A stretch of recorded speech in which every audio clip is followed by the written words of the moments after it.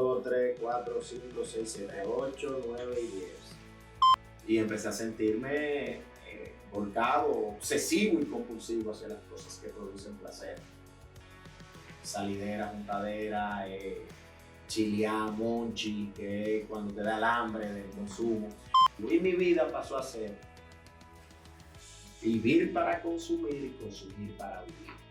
O sea, ya definitivamente el deterioro y las desgracias empezaron a llegar. A mí me pusieron un límite y yo entendí que si yo no lo hacía, verdaderamente se acababa la familia, se acababa la casa, el techo, las facilidades. Perdías. Esa fue la intervención. Si quieres escuchar contenido de valor, síguenos en nuestro canal de YouTube. Acción Vicente. Hola, Susana. Brugal, hola. Querida Susana. Qué bueno estar aquí conversando contigo. Placer para mí. Vicente Taponet, abogado de profesión, terapeuta por vocación, en adicciones. Y adicción, ese es el tema que vamos a hablar hoy. Eres una persona puntual para ese tema, no solamente porque estudiaste terapia en adicciones, sino también por otra parte de tu vida que nos vas a contar en un momento. Pero antes de entrar ahí, Vicente, yo te quisiera hacer una pregunta, que me parece que si todo el mundo la entendiese, sería un cambio vital en la sociedad. Ya las adicciones fueron comprendidas como una enfermedad mental en el área médica. Sin embargo, nuestro sistema social no lo asume así y ve al adicto como alguien que no tiene la fuerza de voluntad o es un sinvergüenza y no se dan cuenta de que así como un diabético, tú no le puedes decir no te pongas insulina hoy, sé positivo. A un adicto, tú no le puedes decir, ten fuerza de voluntad y supéralo, porque es una enfermedad que necesita tratamiento. ¿Por qué la sociedad no entiende lo que ya la medicina ha determinado como una enfermedad? Yo pienso que la negación que acompaña al entorno del adicto se puede extrapolar a la sociedad como un todo. O sea, cuando tú exploras el círculo íntimo de un enfermo adicto, te das cuenta que mamá, papá, hermanos, hijos permanecen por mucho tiempo en un total estado de negación, de que esa persona está enfermo o esa persona tiene un problema conductual, emocional, de actitud, y eso se extrapola a la sociedad. El enfoque social que siempre ha tenido la sociedad sobre lo que es un enfermo alcohólico, por ejemplo, que es una de las modalidades de adicción, es que tiene que ser un borracho de cuneta, o que tiene que beber todos los días, o que es una persona viciosa, o es una persona sin fuerza de voluntad, tal como tú refieres. Y eso contrasta con la realidad científica y con el enfoque clínico de la enfermedad.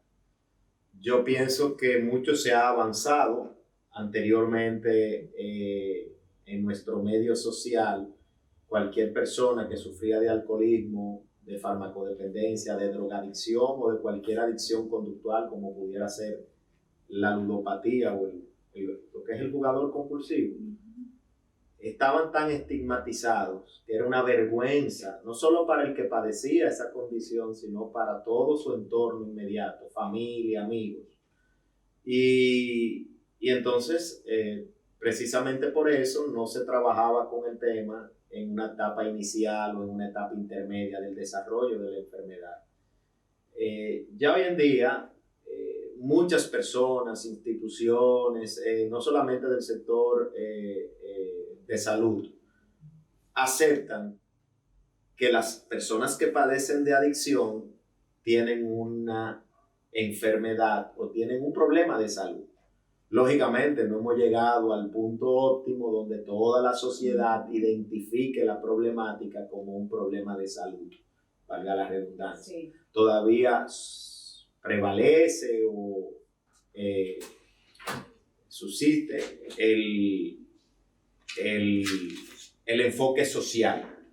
Entonces, no, entiendo que es más fácil para la sociedad mantenerse en negación porque enfrentar el tema es formidable, difícil. Es una enfermedad compleja, es una enfermedad multifactorial, es una enfermedad que no solamente afecta a quien la padece, sino a los que están vinculados emocionalmente de forma directa. Y es mejor hacer un poquito de distanciamiento sobre esa realidad. Claro.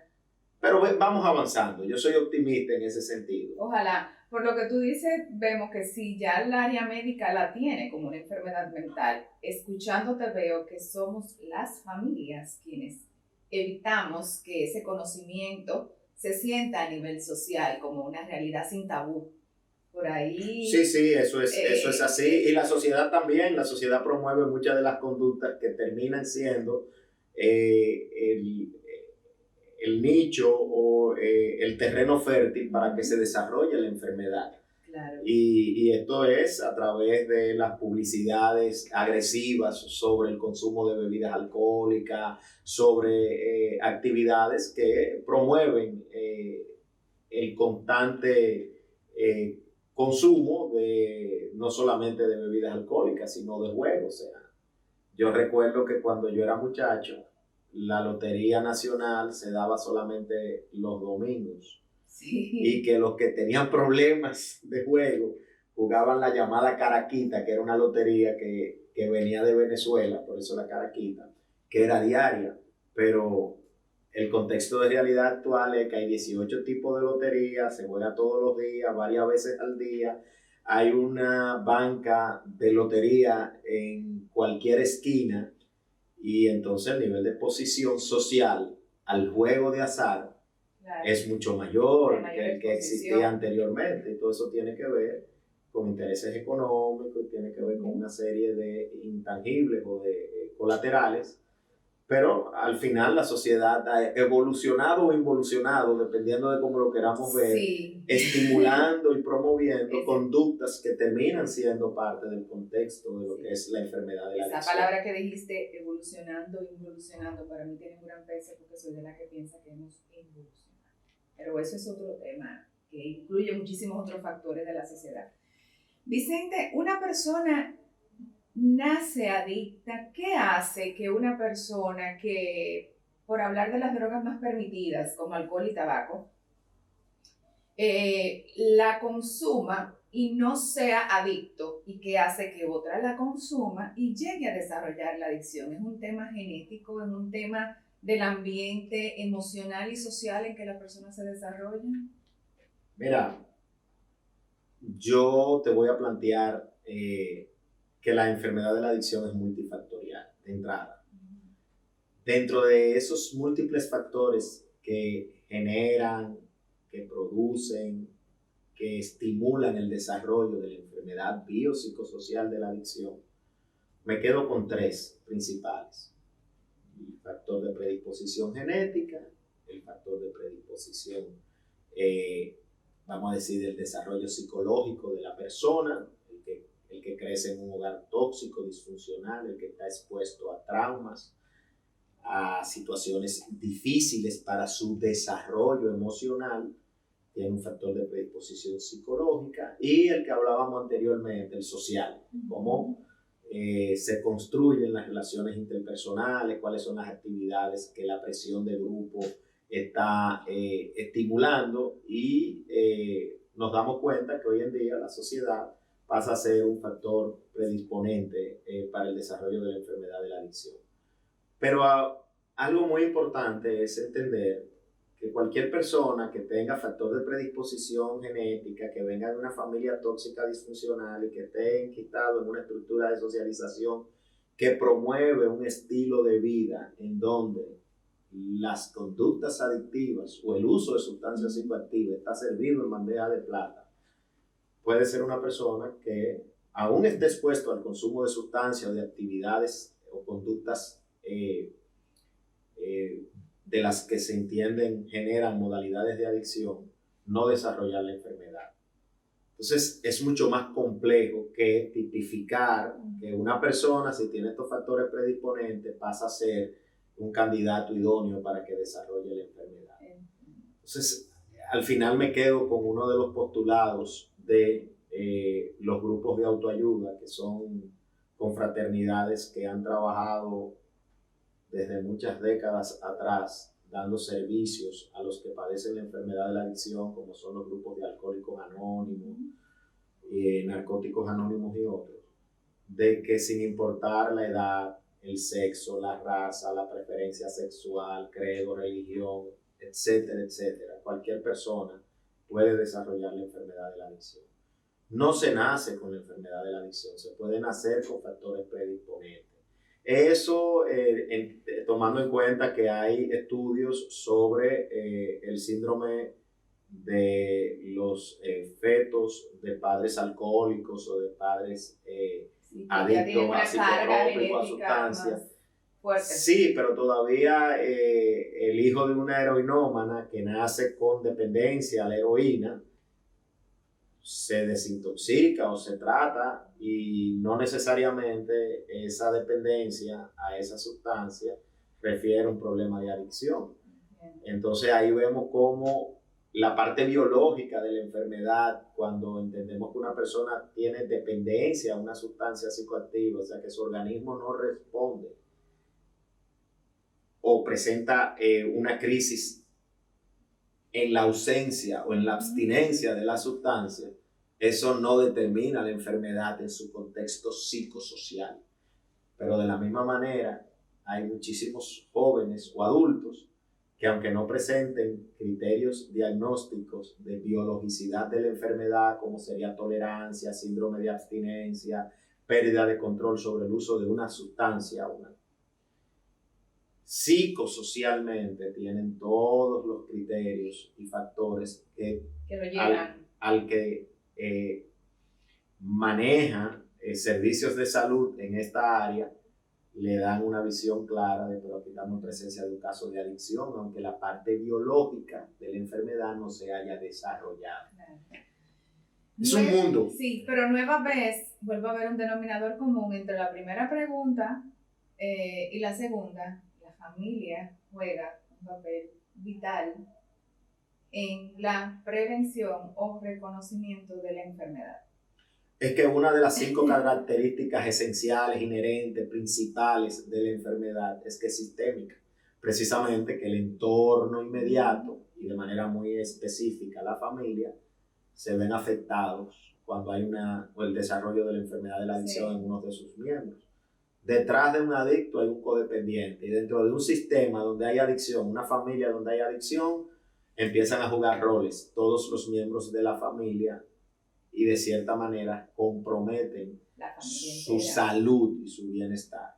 Es cierto que la codependencia, ya que tú hablabas de organismos internacionales que legislan o que pautan sobre salud, no está tipificada, por ejemplo, por la Organización Mundial de la Salud, la codependencia como una enfermedad, pero definitivamente es una condición que tiene una descripción literaria clara, específica y que de manera determinante afecta el bienestar de quien la padece. Claro, y que para los que no entienden bien el término codependencia, es lo que desarrolla el que acompaña a un adicto, ya sea pareja, hijos, padres, desarrollan esa dependencia no sana que desayuda al adicto y a ellos mismos. Y es bueno especificar para la comprensión de quienes nos ven y escuchan que el hecho de estar vinculado no determina el desarrollo de la condición de codependencia,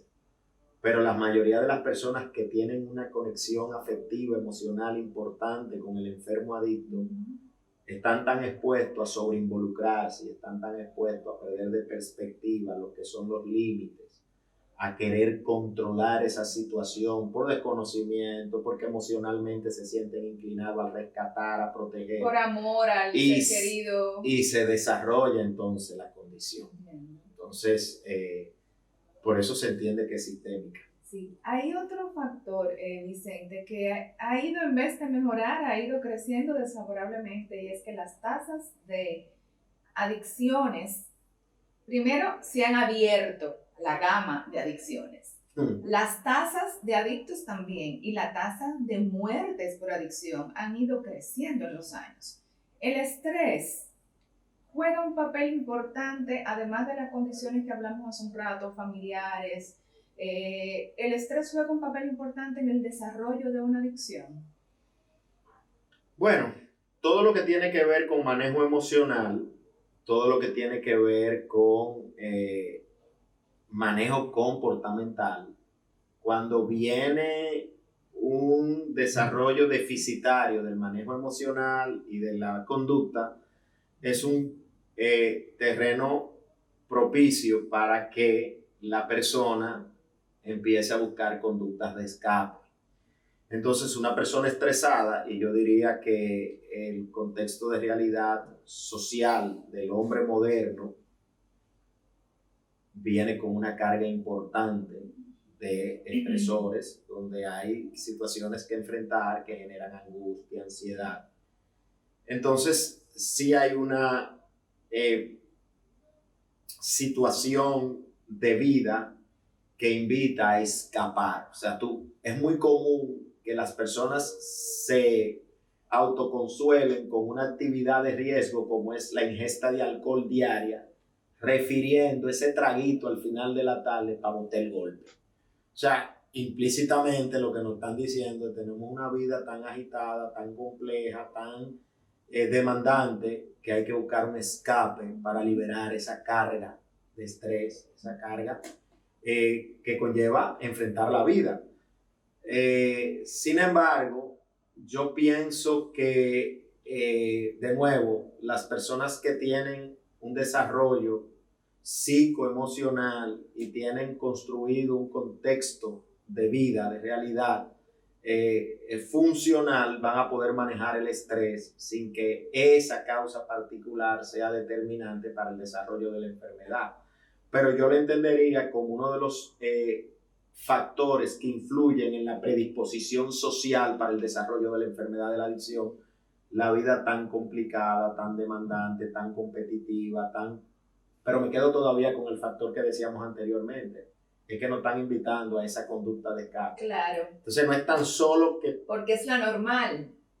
Y porque además encuentra un público. La gente sale a buscar los bares y sale a buscar la juntadera y sale a buscar el momento del trago. Y socializar es vamos a bebernos un traguito. Lamentablemente. Pero no todas las personas entran en esa dinámica. Esa es la que genera probablemente más cantidad de adeptos, porque viene con una recompensa inmediata, que es el placer del uso de una sustancia psicoactiva y el entender que estoy disfrutando de la vida. Tal vez una actividad como yoga, meditación, una peña cultural, no viene con ese componente de gratificación inmediata. Sin embargo, al final del día, probablemente la persona que desarrolla una actividad social que permite crecimiento, empoderamiento, que da un aporte, logra un nivel de bienestar y de satisfacción mucho mayor que el que tiene la recompensa inmediata. De la chelcha. Sí, y que es un punto que cuando te escucho hablarlo me preocupa tanto con nuestra juventud, porque nuestra generación actual está muy inclinada a que sus espacios de compartir y de disfrutar y socializar tenga el alcohol como un componente indispensable para que el disfrute sea. Pero yendo a otra parte, la adicción no discrimina. Mucha gente tiene el concepto de que el adicto es el que ven en una esquina tirado y dicen, ay, ese pobre hombre bebe de más y está enfermo. La adicción, como hablamos desde el inicio, es una enfermedad mental que tiene muchos canales con los cuales desarrollarse o tipos de adicción y que le puede dar a cualquier persona, edad, sexo, condición social, económica. Y hay una historia que es la tuya que muestra que una adicción no tiene que ver necesariamente con haber nacido en un lugar de escasos recursos económicos donde eso es lo que había en el barrio. Que la adicción es algo que puede entrar en cualquier familia y por eso nosotros queremos que tú nos cuentes tu historia. Una historia que yo quiero definir antes de que tú la cuentes como una historia milagrosa, que tuvo un resultado feliz y que ha dado bendición a muchas otras familias que han tenido que enfrentar esa enfermedad. Queremos escuchar tu historia. Bueno, voy a empezar haciendo una salvedad, y es que esa milagrosa experiencia de recuperación es solo por hoy. Sí. Porque una de las características, hablábamos anteriormente de la característica de la enfermedad ser sistémica, otra es que la enfermedad es crónica, no tiene curas. Entonces, yo que soy un adicto, hoy, gracias a Dios, en recuperación, estoy en recuperación y viviendo la milagrosa experiencia de revertir todo un proceso de daño, de deterioro y de, vamos a decir, dolor, drama, a poder ejercitar una vida plena, una vida con propósito, es solo el día de hoy. Pero así, un día a la vez, han transcurrido 24 años, 9 meses y 18 días desde el momento en que yo tuve la dicha de entrar en un programa de recuperación para la enfermedad de la adicción y empecé a contar días de limpieza, que no es recuperación, pero es una base para lograr ese crecimiento que permite el desarrollo de una vida plena, o por lo menos de vivir la vida en los términos de la vida. Bueno, yo voy a decir que mi historia de vida no es un ejemplo extraordinario y excepcional, porque Dios y la vida me han permitido ver muchos otros, centenares, yo diría miles de seres humanos que tienen historias similares a la mía que contar. Entonces, es importante entenderlo, porque a veces creemos que algo que refiere a alguien que para quien está inmerso en el abismo y en la oscuridad de no encontrar salida, independientemente si el tema es adicción o cualquier otra situación de vida dramática, el que logra, por la vía que fuere, salir de ese abismo, de esa oscuridad, de ese drama, muchas veces la interpretación que tiene el que está en esa situación es que aquel lo logró porque tuvo suerte o porque es algo excepcional o algo extraordinario. Y yo quiero dejar claro de que no es así. Hay efectivamente millones de testimonios similares al que yo voy a compartir contigo y con los que nos ven y nos escuchan. Mira, yo tengo 51 años de edad, yo nací en la década del 60, en el año 69, del seno de una familia acomodada de la provincia de Puerto Plata. Y mis padres, cuando yo tenía 5 años de edad, se trasladaron de Puerto Plata y vinieron a vivir aquí a Santo Domingo, con lo cual mis primeros 5 años, yo increíblemente guardo memoria de cuando yo era estudiante del kindergarten. Anteriormente los preescolares eran diferentes, ahora se iba a kinder y a veces preprimaria y después primero, segundo. Pero me imagino que cerca de esos 5 años yo iba a un colegio en Puerto Plata, que era el Colegio San José. Y yo recuerdo las mesitas de diferentes colores, con las sillitas de diferentes colores, las mesas eran redondas, en donde se jugaba masilla, eso es lo que yo recuerdo. Pero digo esto porque en ese momento de mi vida, cuando yo jugaba masilla, las manos a mí me sudaban de una manera que me dificultaban el juego con la masilla. Yo entiendo que no era que yo era un niño ansioso, producto de traumas vividos en mi hogar, porque la historia de vida familiar no lo refiere. O sea, a mí nunca me ha llegado una historia de que en mi casa había una situación tóxica, disfuncional, en donde ese niño estuviera tan estresado que pasara eso. Pero sí está ahí el dato. Cuando venimos aquí a Santo Domingo, yo tengo una tía que es psicóloga, Ana María, y por alguna razón ella alertó a mi mamá de que era bueno que yo tuviera algún tipo de acompañamiento, precisamente por esas muestras de ansiedad que ella como profesional de la salud mental reconocía. A través del sudor de las manos. Y porque además yo estaba en sobrepeso. Entonces yo recuerdo que ella me ayudó con un cartelón en donde ella me entregó una serie de estrellitas para que yo iba cada día con una meta, hacer un tipo de hábito de alimentación diferente, etc. Y aquello, por las razones que fueran, no funcionó. Y lo menciono porque a tan corta edad como los 9 años aproximadamente, yo recuerdo que yo tenía una relación con la despensa y específicamente con una latica de salchicha de Viena, en donde yo hoy puedo entender que se evidenciaba que yo tenía ya características propias del comedor compulsivo. Entonces yo era gordito y cuando algo me gustaba, yo buscaba la manera de satisfacerlo a un punto que generaba algún tipo de controversia o de ruido, porque en una ocasión yo recuerdo que le pusieron candado a la despensa. O llave, eran un llavín. Entonces, bien, mientras tanto yo soy un muchacho que está en un colegio, específicamente en el San Juan Bautista de La Salle, donde estaba desarrollando lazos afectivos con muchos de los que hoy en día forman parte de mi círculo de amigos.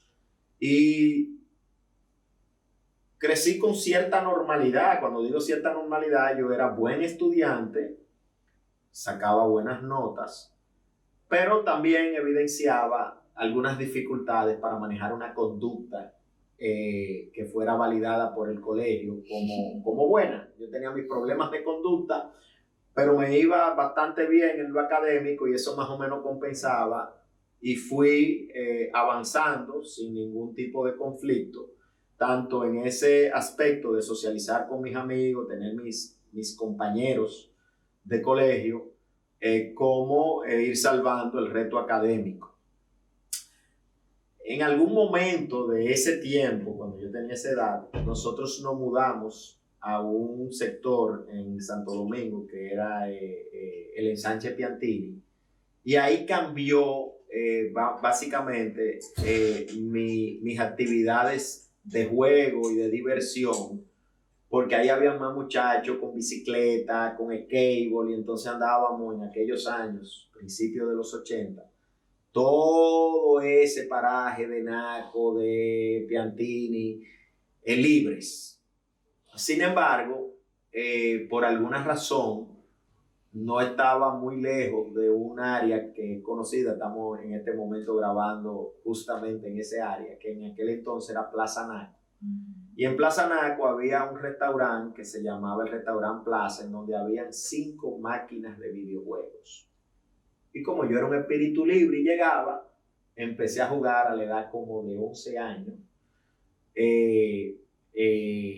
La gente dirá, pero que hace un muchacho de 11 años, bueno, salíamos en grupitos, nos daban los permisos, en la calle no habían vehículos, llegábamos y teníamos hora de llegar a la casa, etc. Y yo me quedaba ahí en el Restaurante Plaza jugando videojuegos. Y a la maquinita que más me gustaba, yo te puedo hacer los sonidos de cómo empezaba la maquinita el día de hoy, porque eso se quedó tan grabado en mi cerebro que nada, lo tengo ahí. Y yo llegué a ser el que ganaba los récords diarios. Entonces fíjate que había una recompensa en ese restaurante. Al que tenía el récord en la maquinita le regalaban un slide de pizza. Entonces yo iba por 2 cosas, claro, por el récord y por la pizza. Acuérdate que pero en ese momento mis valores morales, mis principios, mis responsabilidades, mi capacidad de dar afecto y de recibirlo, se daban de una manera, yo diría que bastante normal dentro de los parámetros que tiene la sociedad para referir el desarrollo de un infante o de un ya próximo a iniciar la adolescencia.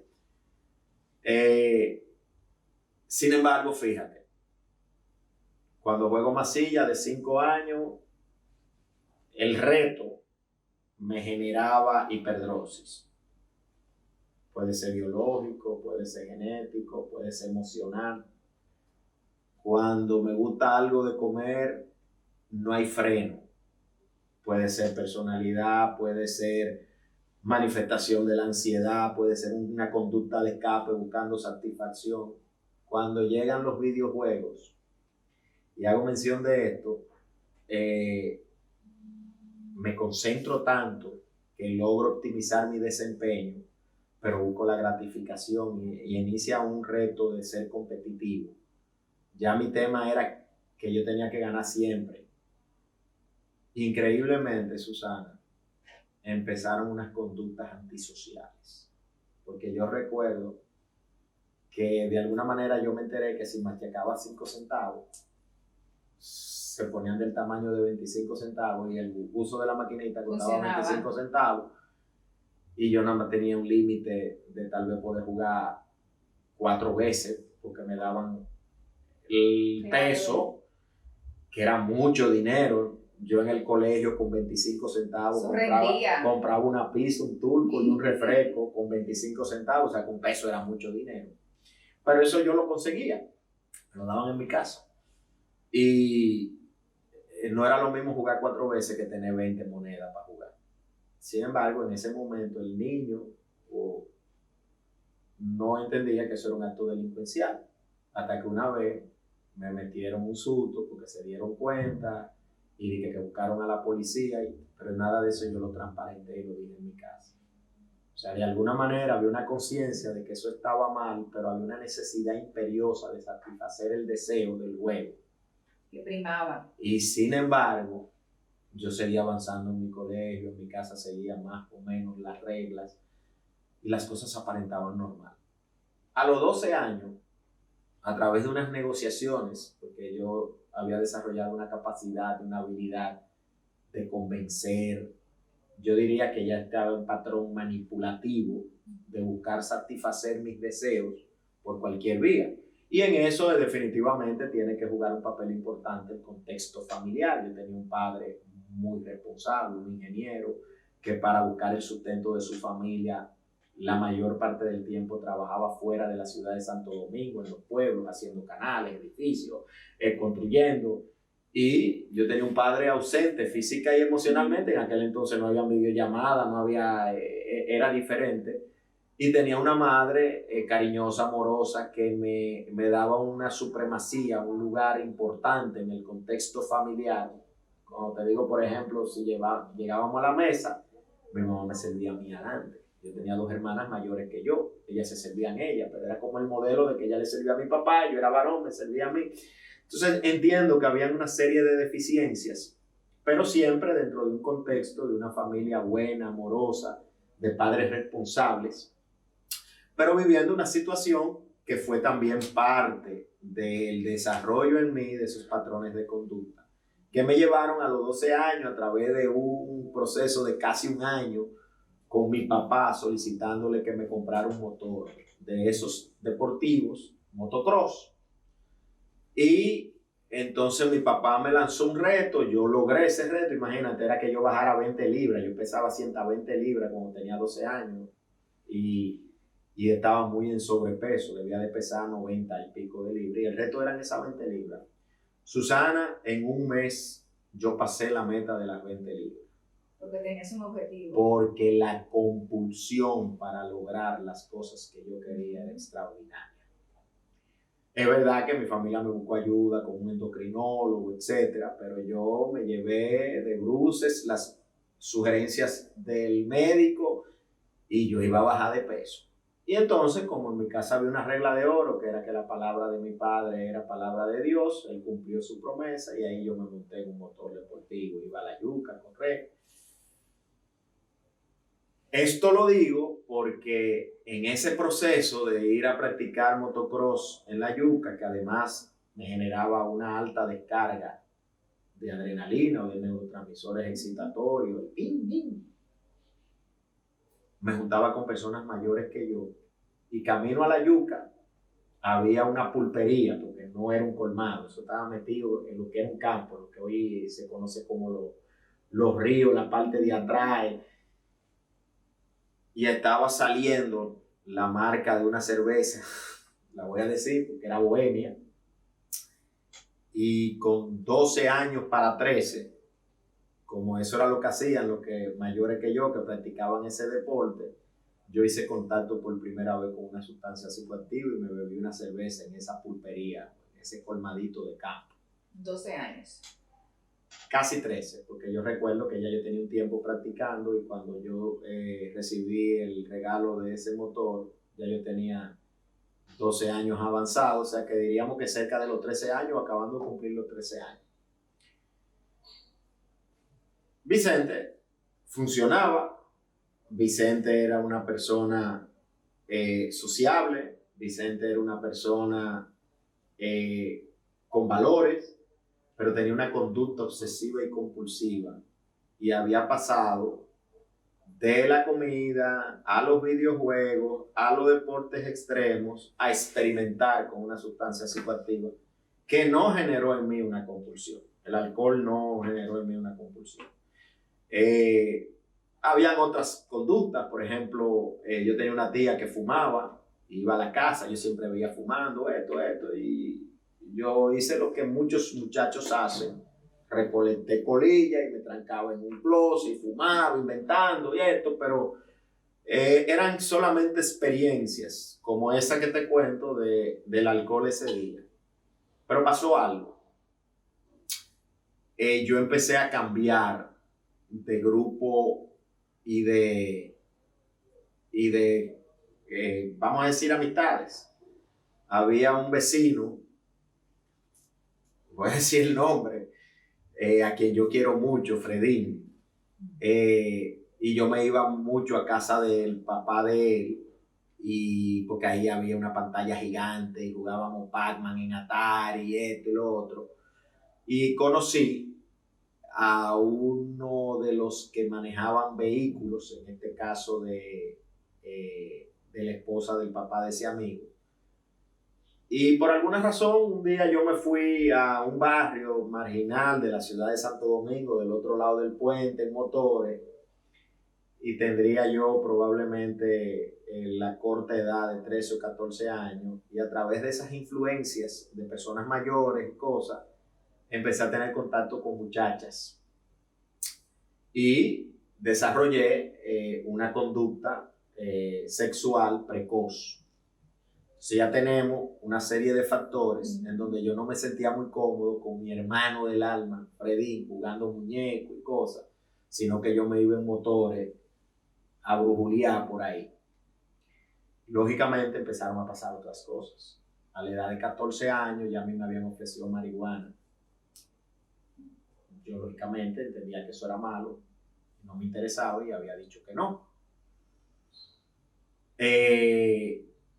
Estaban las Semanas Santas, los veranos y las Navidades coincidían con que en mi pueblo natal, con quien yo me mantuve muy vinculado toda la vida, había una discoteca que era la discoteca de moda, Vivaldi. Y esa discoteca era de un tío mío.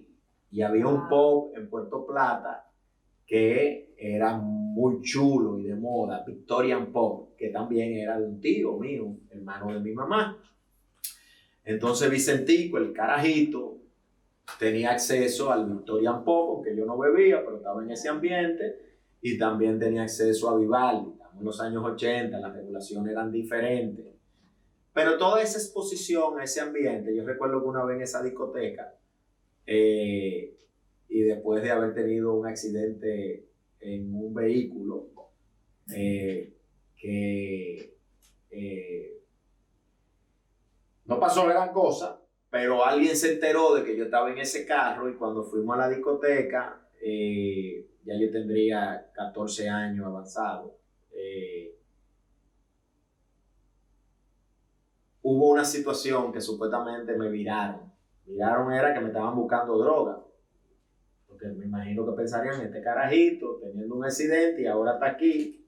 Ese nivel de libertad o libertinaje, como se quiera ver, Pero yo recuerdo que eso para mí fue como significativo, porque ¿qué es lo que hay aquí? Y recuerdo que ese mismo día alguien que también corría motocross, que era pana mío de aquí de Santo Domingo, poco mayor que yo, estaba en esa discoteca y me ofreció marihuana. Y yo le dije que no, que a mí no me interesaba. Pero se me quedó eso en la mente, Susana. Entonces pasó esa Semana Santa, llegamos aquí, el verano, esto, lo otro, y yo empecé a tener una especie de romance de muchachito, de adolescente, con una muchacha cuyo hermano era un consumidor de sustancias. Y un día esa persona me ofreció fumar hierba. Y por alguna razón yo le dije que sí. Papá Dios que tal vez me quiso proteger y cuando fuimos al sitio donde él iba a conseguir la cuestión no se dio, pero yo me acordé de que aquel amigo que corría motocross que me había ofrecido en Puerto Plata, yo le dije, vamos a llegar allí, oye bien, el que no sabe de nada. Y fuimos a esa casa, que era un apartamento en Independencia, y apareció esa persona. Y esa persona, fuimos a Ciudad Nueva y compramos un níquel, 5 pesos. 5 pesos de marihuana. Y mi primera experiencia con la droga fue que yo tuve una nota extraordinaria. Dicen que muchas veces la primera vez no sube la marihuana, etcétera, pero en mi caso, yo hasta aluciné, literalmente. Tenía mucho miedo de llegar a mi casa porque se pudieran dar cuenta, ya yo era capaz de mantener las mentiras, los engaños, porque yo había venido con un patrón de conducta y yo ocultaba cosas. En mi casa no sabían que yo me iba Palma Rosa o que me iba. En mi casa no sabían que a mí me estaban ofreciendo, aunque yo una vez le dije a mi mamá que me habían ofrecido, que yo había dicho que no. Pero yo, aquella época yo pienso que mi papá y mi mamá pensaban que el único que en este país consumía esa droga era un merenguero que estaba de moda, que la habían encontrado con cilantro en el carro. Y estábamos en todas esas situaciones. Entonces, al final, ese día apareció y ese día yo hice por primera vez contacto con marihuana. Yo no había cumplido los 15 años. Te iba a preguntar eso, la edad, 14 Yo no años. había cumplido los 15 años y yo estaba en el tercero de bachillerato. Yo me gradué habiendo cumplido 16 años o para cumplir 17 años. O sea, yo terminé con 16 años el bachillerato, pero entré a la universidad con 17 años. Entonces eso fue un año y pico antes de yo terminar mi bachillerato y ya yo estaba casi cumpliendo los 15 años. Y ahí sí pasó algo, Susana. Yo empecé a buscar esa droga y a juntarme con personas que consumían marihuana. Al cabo de 2 años, mi familia se dio cuenta porque me calenté, lo que pasa, mi hermana entró al baño y vio una semillita, había un bajo raro, ¿y qué es esto? Y alertó a mi padre. Y ese día, en mi casa se armó un drama. Yo recuerdo que fue algo muy doloroso para mis padres. Y ahí ese día mi mamá y mi papá empezaron a buscar mi ayuda psicológica. Con la buena o mala suerte, porque eso... Yo veo las cosas siempre desde los dos extremos para buscar el gris. Fuimos donde un profesional que era muy cotizado en ese entonces y cuando él tuvo la entrevista conmigo, su conclusión al final fue: doña, estése tranquila, este muchacho es formidable, eso lo están experimentando mucho, eso no es ningún problema, él tiene claro quién es, para dónde va, eso lo va a superar. Va a pasar. Eso no es ningún problema. Y no fue así. En mi caso no fue así porque yo empecé a hacer del consumo de sustancias y de la juntadera con los panas que eran cool en ese momento, mi grupo, y me fui alejando de los amigos tradicionales, de los espacios tradicionales. Entonces yo con apenas 15, 16 años estaba muy enfocado en sacar licencia con permiso de mi padre, y yo tenía un vehículo y me manejaba ya desde los 16 años, el día que lo cumplí, ya yo tenía mi permiso de aprendizaje y tenía acceso a vehículos en la casa. Terminé mi bachillerato, solamente consumía marihuana y de vez en cuando podía beberme una cerveza o algo, pero yo decía en mi mente que yo nunca iba a consumir otra droga que no fuera la marihuana porque lo otro sí era peligroso. Y la marihuana no iba a ser tan peligrosa. No, en tu mente. en aquel entonces la subcultura del consumo decía que era natural, que ganja, que nadie se ha muerto. Lo mismo que dicen ahora culturalmente, porque hay una diferencia. Antes nada más lo decían los que fumaban. Hoy en día lo dice hasta el muchacho que no ha experimentado con drogas, que la marihuana es inocua, que no hace daño, que es medicinal, que la están legalizando, que los presidentes, que bruque, y eso no es así. O sea, cuando tú te vas científicamente a estudios responsables sobre lo que produce el consumo, así sea recreativo de marihuana, sabemos que es pernicioso en extremo para la salud. Y pasó conmigo lo que es una característica del consumo de esa droga. Yo empecé a perder la motivación de las cosas que implican disciplina, puntualidad, esfuerzo, sacrificio. Y empecé a sentirme volcado, obsesivo y compulsivo hacia las cosas que producen placer. Salidera, juntadera, chileá, monchi, que es cuando te da el hambre del consumo. Pero eso no se quedó ahí. Yo no pude cumplir con mi promesa. Para los 16 años pasaron cosas similares, un pana, esto, lo otro, y hice contacto con cocaína. Y después de la cocaína vinieron todas las pastillas que habían en el mercado de ese momento, que algunas eran opiáceos, otras eran barbitúricos, otras eran ansiolíticos, y estaban ahí, bueno, una gama. Yo nunca fui compulsivo con el consumo de pastillas, nunca fui compulsivo con otras drogas que no fueran la marihuana y la cocaína. Una vez empecé a experimentar con ella. Y entonces ahí ya yo buscaba ayuda, pero las ayudas que yo buscaba, cuando empezaron a crearse los problemas ya de que mi desempeño académico iba mermando, de que yo no seguía la regla en el hogar, de que los amigos eran raros, de que mi mamá estaba preocupadísima, conflictos en el hogar. Yo recuerdo que yo visité por lo menos 5 profesionales de la salud mental, psiquiatras. El primero fue un psicólogo clínico, después de ahí fueron médicos psiquiatras. Y hubieron intentos también de internarme en una unidad de higiene mental cuando yo tendría alrededor de 20 años de edad.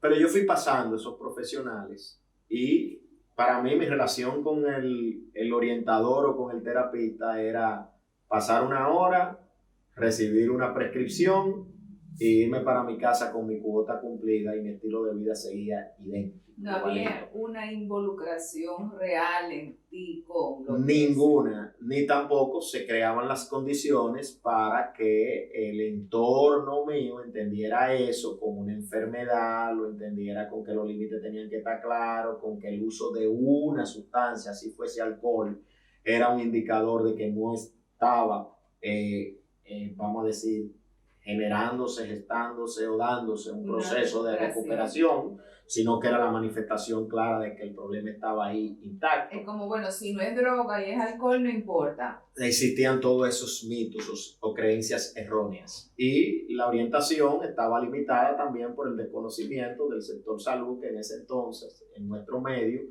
no era tan diestro, tan ducho, tan informado como el día de hoy, de que sí es una enfermedad, de que la abstinencia debe de ser total a todo tipo de sustancias psicoactivas. En el caso mío, pues, empezó a complicarse todo. Yo era estudiante ya a la edad de 17 años, como decía, de Derecho de la Pontificia Universidad Católica Madre y Maestra, que en ese entonces era no pontificia. En los primeros años de yo estar en la carrera, la hicieron, era Ucamaima y después la hicieron pontificia. Yo tenía habilidades. Yo recuerdo que varios de los exponentes de la escuela de Derecho de esa prestigiosa universidad se acercaron a mí indistintamente a decirme: te pasa algo, tú tienes condiciones importantes o excepcionales o buenas, pero algo está pasando, que tú no estás dando ese 100%, ese talento. Lo que estaba pasando era que yo era un adicto activo. Pero en ese momento tu familia entendía, por las visitas que habías hecho a los centros médicos, que tú estabas controlado con respecto al consumo. Yo pienso que ellos sabían que el problema estaba ahí, pero estaban haciendo todo lo que humanamente era posible en ese entonces. Y yo medio cumplía con el mínimo para que se entendiera de que algo bueno estaba pasando, como era que yo avanzaba en mi universidad.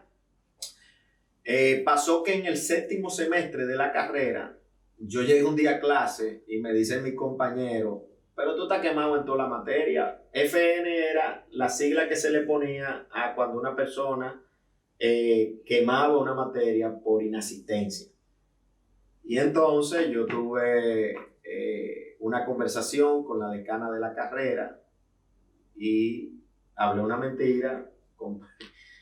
Yo recuerdo que yo le dije que yo había tenido una desgracia familiar, que mi abuela había muerto de una manera que me da hasta vergüenza decirlo, trágica, y que yo me había tenido que ir a Puerto Plata, y todo eso era para que me permitiera retirar el semestre, porque ya había acabado el tiempo de poderlo retirar, y entonces el índice se me había ido, iba a caer a prueba académica, etc.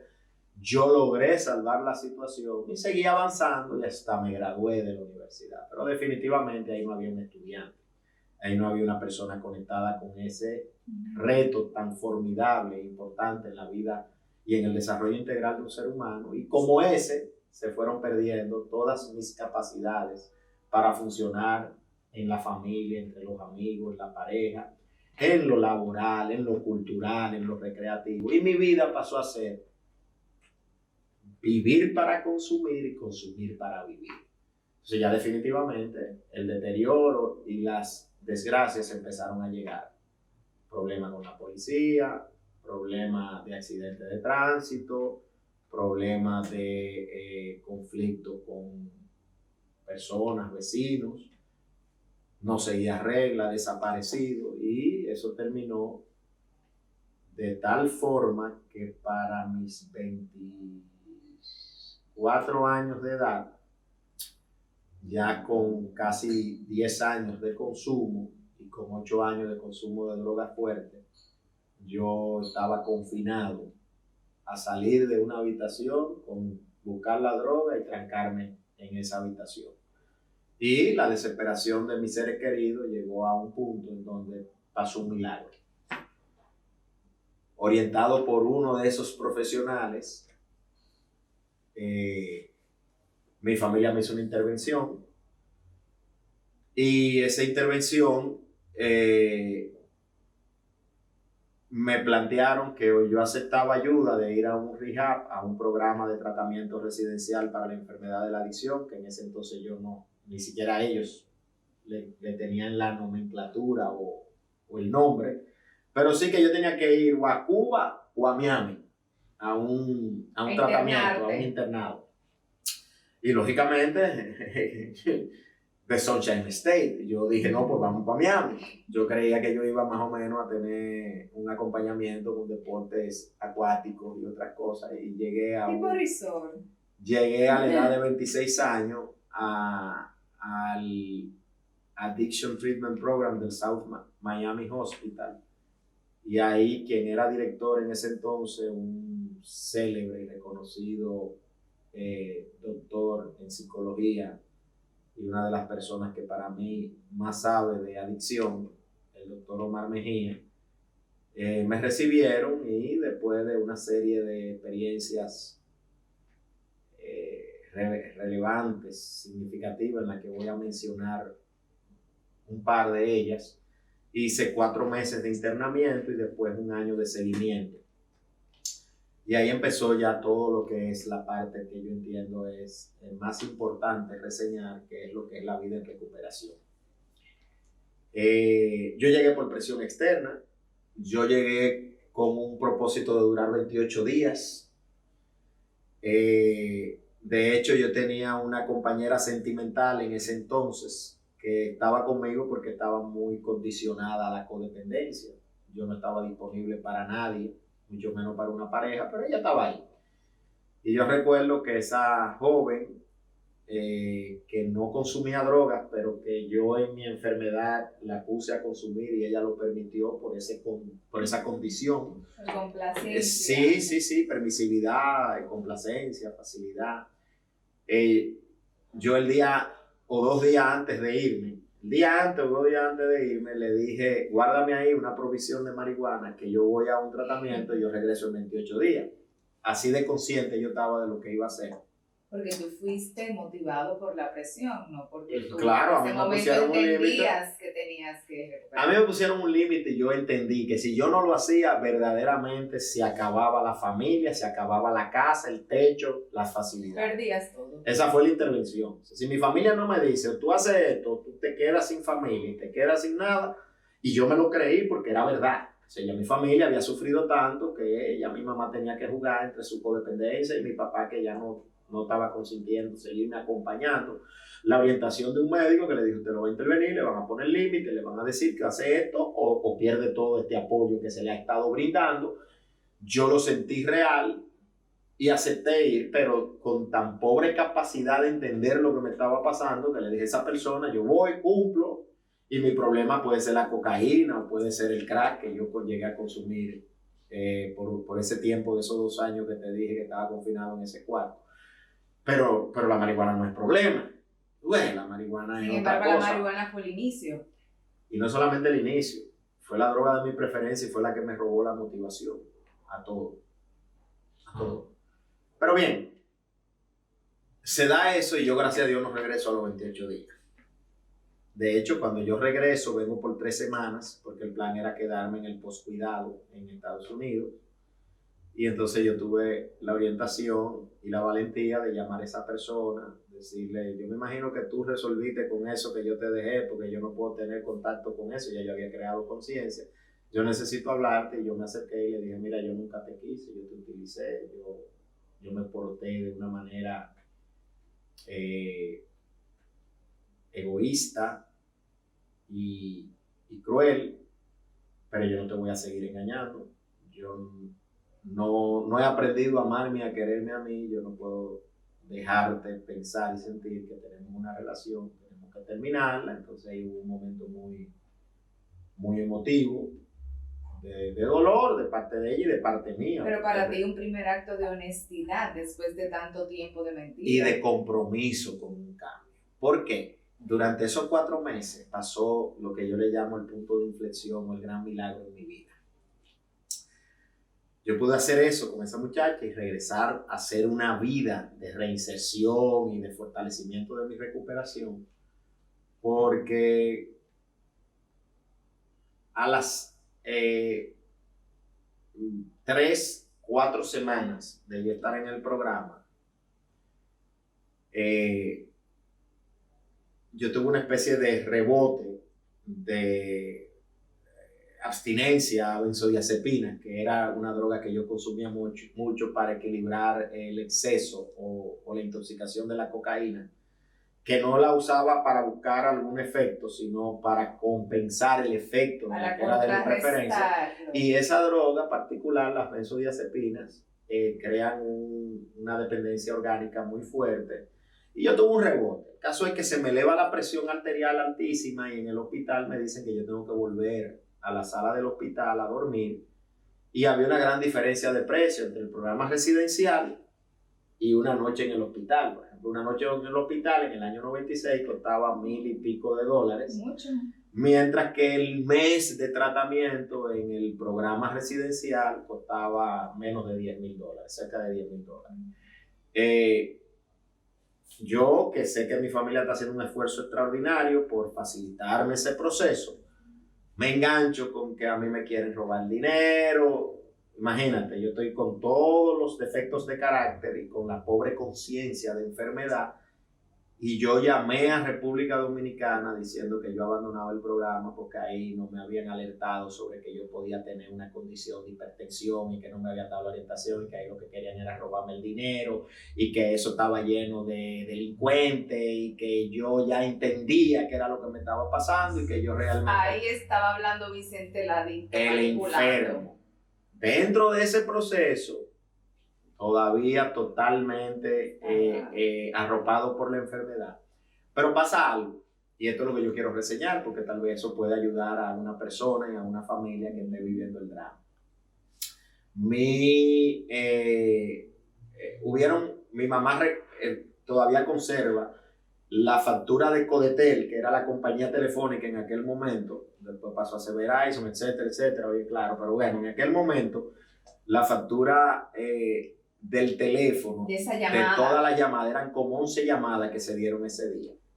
Si fueron 11 llamadas, la número 1, mi mamá, pero mi hijo, espérate que tú tienes que darle la oportunidad, mi hermana, la segunda, mi mamá, otra vez la tercera, la cuarta, pero la número 10 fue mi papá, que cogió el teléfono y me dijo, óyeme lo que te voy a decir.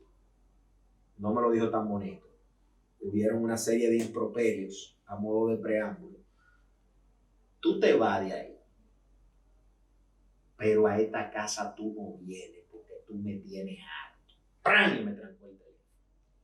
Habló el límite. La número 11 fue mi cuñado, casado con mi hermana mayor, que me dice, oh, Vicente, tú tienes a tu familia preocupada, ¿cómo es que tú date la oportunidad? Entonces, oye bien lo que yo digo. Como tú me estás hablando, Bernardo, yo me voy a dar chance. Y en realidad lo que me había movido era el límite que me pusieron. Papá. Que se pareció, pero fue mucho más radical que aquella intervención por la cual yo cedí al programa. Entonces, por ese límite, yo me quedé. Negocié y me quedé. Y un par de semanas después se da el segundo gran evento en ese programa de recuperación que yo tuve la dicha de vivir y de recibir. Estamos en una llamada de esas que permiten. Están en mi casa reunidos toda mi familia, mis hermanas, sus esposos, mi papá, mi mamá y mis 2 abuelas, que a la sazón vivían, en paz descanse ambas. Y yo pude conversar con todas. Las abuelas, las hermanas, mi mamá. Y por último, de nuevo, esa figura ilustre de mi padre me dice, mi hijo, tú estás aprovechando el tiempo. Tú estás leyendo. A mi papá el conocimiento y el aprendizaje le entra por la lectura. Él ha sido un amante de la lectura y de la escritura y de otras manifestaciones literarias. Y mi papá me dice eso y yo en automático le digo, tranquilo papi, sí, yo estoy aprovechando el tiempo, yo estoy leyendo. Lo cual era una gran mentira. Pero algo pasó cuando yo cerré ese teléfono en una residencia donde habían unos dorms, que eran unos apartamenticos con una salita, una habitación, un kitchenette y un baño dentro de la habitación. Ese teléfono público de ese residencial, de esa residencia, que era donde albergaban los pacientes residenciales del ATP del South Miami Hospital, quedaba bastante cerca de la entrada de mi apartamentico. Y yo en automático, así, no en automático, como un autómata, como algo que no era yo tranqué el teléfono y fui a paso lento, entré, pasé por la salita y llegué a la habitación y vi un grupo de libros que me habían entregado el primer día de residencia, hacía semanas antes. Que no habías mirado. Intacto, con el mismo plástico que lo envolvía, con el polvillo de que yo ni siquiera había pasado un pañito por arriba para disimular. Y me vino un pensamiento, Susana, el primero en toda mi vida. Yo anteriormente había manejado culpa. O sea, cuando hacía algo incorrecto, sentía culpable, yo sabía que estaba haciendo algo incorrecto. En una situación como la de la especie, lo que hasta ese momento en mi vida yo había logrado manejar emocionalmente a modo de reflexión, introspección, es, wow, Vicente, le mentiste a tu papá, engañaste a otra persona. Pero ese día pasó el milagro. Por primera vez yo me dije y sentí, ¿hasta cuándo, Vicente, vas a seguir engañándote? Y fue muy duro, pero además fue muy motivante. Porque entonces, así mismo, en automático, yo cogí el grupo de libros, saqué un librito, que era, por comodidad, tal vez uno de los menos voluminosos. Y resultó que ese libro era el texto básico de Narcóticos Anónimos. Y eran las 10 y pico de la noche, 10 de la noche, y yo empecé a leer sin parar por horas. Quizás a las 3 y pico de la madrugada se da la segunda fase de ese milagro. porque por alguna razón todo lo que yo estaba digiriendo de la lectura me llegaba tan profundo y el nivel de identificación era tan grande que yo me incorporé en la cama con una especie de que me faltaba el aire y clamé a mi poder superior diciendo, Dios mío, ayúdame, que yo estoy muy enfermo. Ese día comenzó tu Yo solo no puedo, pero yo te juro, mi Señor, que todo lo que esté a mi alcance para yo recuperarme lo voy a hacer. Y ese día ya yo no estaba ahí ni por presión externa, ya yo no estaba ahí perdiendo el tiempo, ya yo realmente tenía una motivación para explorar qué era lo que era esa enfermedad. Que me lo habían dicho el primer día que fui a una reunión, tú no eres un vicioso, tú eres una persona enferma, tú no eres culpable de nada de lo que tú has hecho, tú eres responsable de recuperarte. Y lógicamente eso fue abriendo una serie de procesos dentro del programa que culminaron con que 3 meses después yo recibí el discharge de la fase residencial y el compromiso de hacer el postcuidado. Vine aquí, hablé con esa novia, saqué la licencia, saqué las cédulas que habían quedado en manos de pushers, de drogas, porque hasta eso yo lo di a cambio de droga. Televisores, ropa, todo lo que hace cualquier, y habiendo sido una persona sumamente exitosa, produciendo dinero dentro de la adicción activa, haciendo cosas indebidas, como extorsionando en un trabajo que yo tuve. Extorsionando decía porque para conseguir una certificación había que pasar por donde mí y eso costaba dinero. Corrupción. O sea que mis actos delincuenciales no se limitaron a machacar los 5 cheles a la edad de 11 años, cuando fuere, creo que sí, por ahí, sino que siguieron en esa onda, e inclusive yo hacía serrucho con los amigos para consumir y buscaba la manera de comprar grandes cantidades de consumo y entonces repartirla y sacaba mi parte. Es una manera disfrazada de ser un microtraficante o un dealer. Yo también incursioné en esas actividades delincuenciales, que yo espero que si las autoridades me oyen entiendan que hay prescripción, porque han pasado más de 20 años. El caso es, Susana, que ahí empezó un cambio de verdad. Ahí yo abracé los grupos de autoayuda, busqué padrinos, empecé a trabajar pasos, di servicio en los grupos de autoayuda. Cuando regresé, que saqué mi licencia, todas esas 3 semanas de proceso de preparación, empecé a hacer vida en Estados Unidos. Mi familia me dio apoyo, se presentó una coyuntura y entré en la Escuela de Cursos Continuados de la Universidad de Miami en un programa que se llamaba CASE, que formaba consejeros en adicción. Y durante 2 años yo hice todos los programas que estaban consignados en el CASE y logré el diplomado, la certificación de consejero en adicción nivel avanzado con 351 horas de contacto. Logré el técnico en dependencia química con 200 y pico horas de contacto. Hice programas de capacitación que me permitieron lograr el Certified Addiction Professional. ¿Por qué lo decidiste? ¿Por qué, además de lograr tu recuperación, que ya estaba encaminada de verdad, cuando lo decidiste tú, por qué diste ese paso más de prepararte? Honestamente, yo no creo que fuera tanto una decisión de Vicente como una aceptación de que los designios inmutables del Señor se estaban manifestando en esa dirección, porque había una coyuntura. Yo estaba en ese momento en Estados Unidos para fortalecer mi recuperación.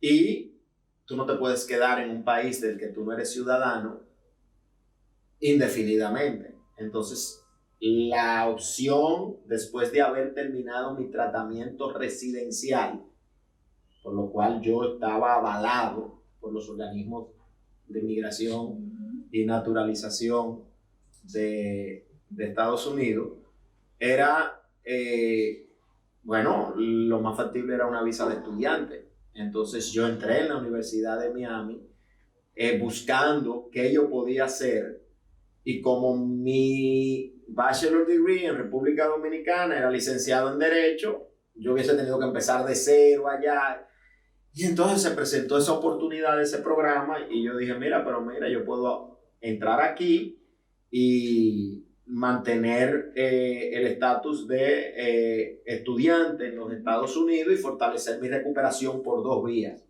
Pero una cosa fue trayendo a la otra. El director del programa de recuperación que yo estaba había tenido vínculos con una dama prestante de esta sociedad que daba los primeros pasos para traer a República Dominicana un modelo de tratamiento como el que ofertaba el Mount Sinai, South Miami Hospital, Hazelden, Betty Ford, que eran los programas de tratamiento con un enfoque clínico de la enfermedad de la adicción, lo que se denomina el sistema Minnesota o el Smart Recovery Process, que fusiona todo lo que es el proceso de psiquiatría, de psicología, con programas de 12 pasos, grupos de autoayuda.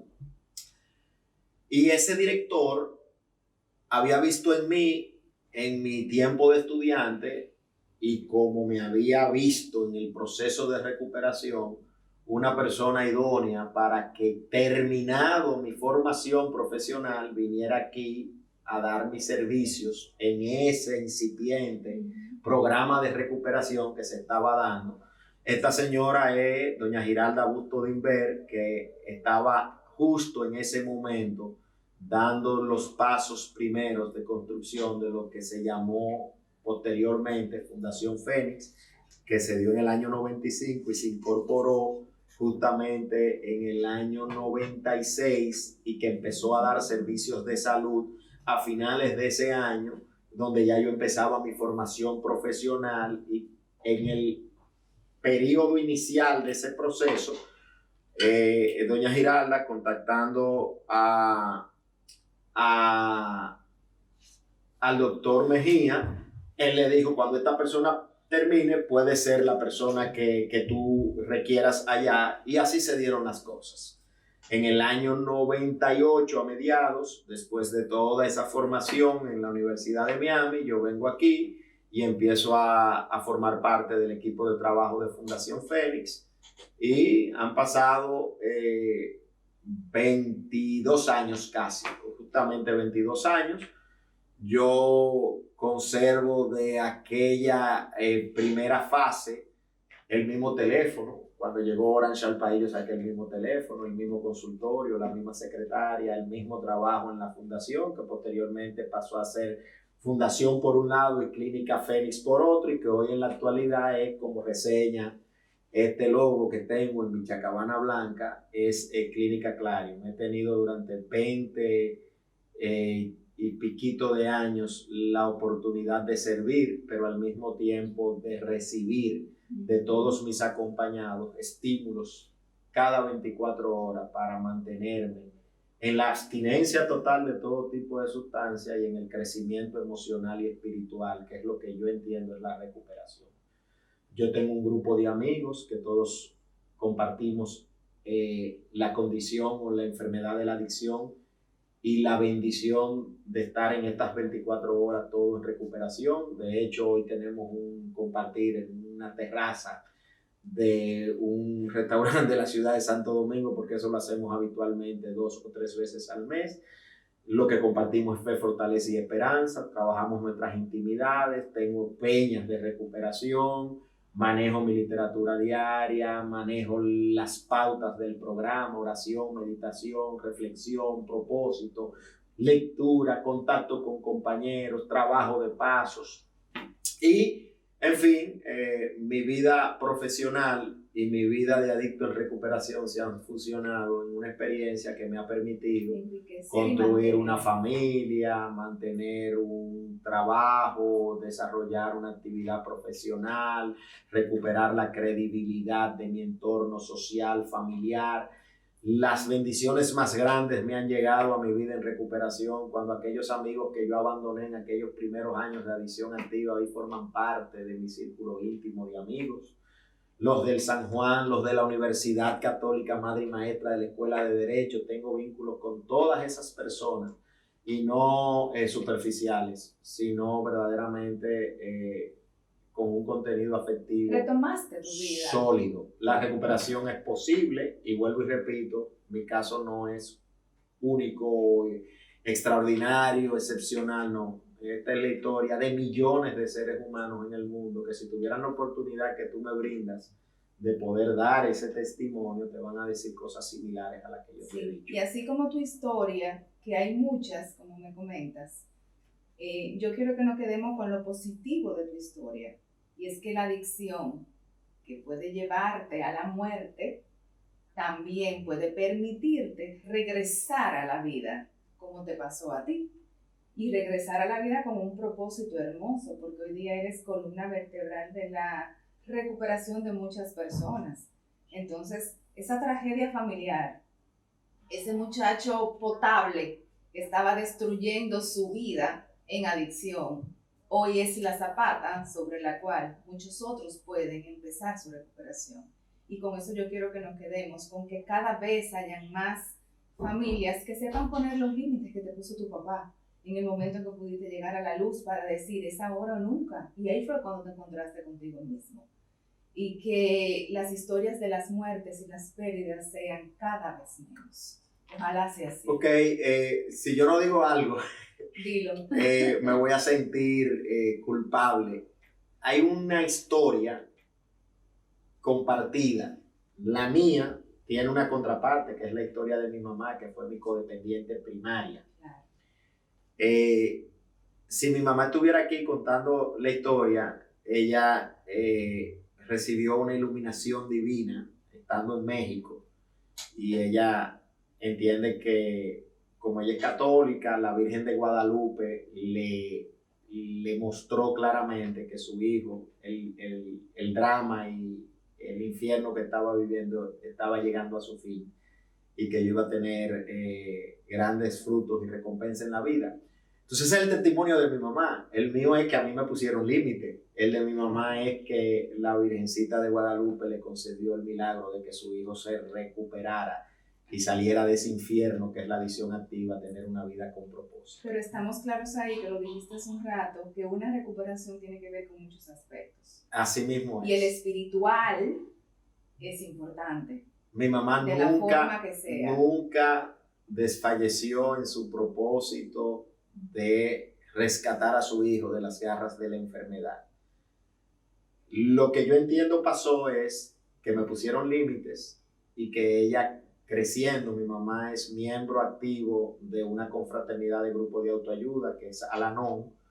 Ella 24 años y 10 meses aproximadamente tiene participando de esos grupos de autoayuda y entonces yo creo que fue una combinación de factores. Claro. Los límites con ella, a practicar el desapego, el desprendimiento, la aceptación de lo que no puede cambiar, evitando el sobreinvolucramiento, se dio el milagro y cada quien tiene sus creencias. Claro, y tiene un nombre a su poder superior. Exacto, y el milagro se dio en la familia. En la familia, claro. Donde tu papá tuvo un rol, tu madre otro y tú otro. Y mis hermanas y también. Tus hermanas probablemente. También, entonces ahí vemos la importancia de que la diferencia entre que un adicto muera o renazca tiene mucho que ver no solo con lo que él logra, sino con lo que su entorno le ayuda. Si la familia se trabaja, la recuperación tiene mayor probabilidad de germinar. Si la familia no cambia, aún el adicto haga su parte y su esfuerzo, las probabilidades de éxito disminuyen, porque la enfermedad es sistémica. Con ese mensaje yo quiero que cerremos la entrevista. Vicente, gracias. Gracias por abrir tu corazón, tu historia, tu vida, tu verdad.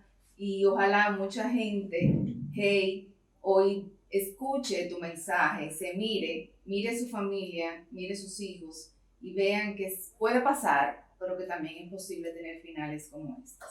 Gracias. Gracias a ti y a ustedes.